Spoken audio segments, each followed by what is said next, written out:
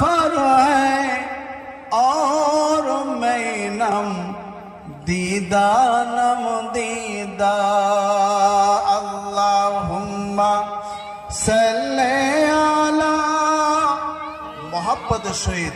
अच्छा দরুদ পড়লে কি কোনো গুনাহ টুনা হবে কি? হ্যাঁ, কোনো গুনাহ হবে কি? একটু মোহব্বতের সহিত পড়ুন না। দরুদ পড়লে 40টা ফায়দা। কটা ফায়দা? 40টা ফায়দা আছে। যত আমল করব, যত নেকি করব, যত আমার লাভ হবে। কার লাভ হবে? আমার লাভ হবে। যারা আমার এখানে আসতে পেরেছি না, আমরা অনেকে ভাবছি হয়তো খেয়ে শুলে খুব ভালো হতো, অনেকে তো খেয়ে শুয়ে পড়লো, আমরা কেন বোকা বলে এখানে আসলাম? না, ভাববেন আপনারাই প্রকৃত চালাক। কারণ যাদের দিলেতে ভাইরা সুখে আছে না, তাদের দিলে ভালো কথা ঢুকবে না। কি বলেন?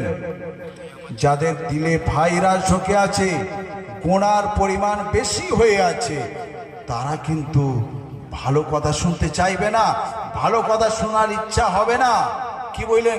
এখানে শিখে যাবেন কোনটা হালাল, কোনটা হারাম, কোনটা বড় হারাম, কোনটা ছোট হারাম, তাই না?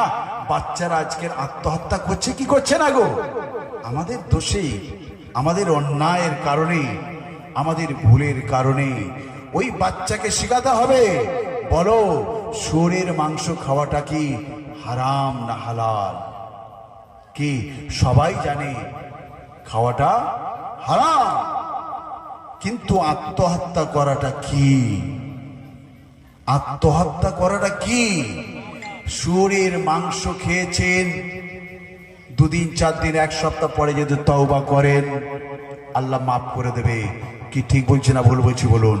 কেউ যদি আত্মহত্যা করে আর তওবার সুযোগ হবে, তওবা করতে পারবে না, তাহলে বড় হারাম হচ্ছে আত্মহত্যা করা। শুয়োরের মাংস খাওয়ার চাইতে বড় হারাম হলো আত্মহত্যা করা। এটা এখানে এসে শিখবে যে আত্মহত্যা করলে, বিষ খেলে, গলায় দড়ি দিলে সে আর তওবার সুযোগ পাবে না। পাবে কি? পাবে না। যাই হোক, আমি প্রথমেই শুরু করে দিয়েছি কিছু কথা। আমি এখনই আমার বক্তব্য থেকে ফিরে যাব। আল্লাহ পাক বলছেন কোরআনে কারীমের মধ্যে, কি বলছেন? ইস্তাঈনু বিল্লাহি ওয়াসবিরু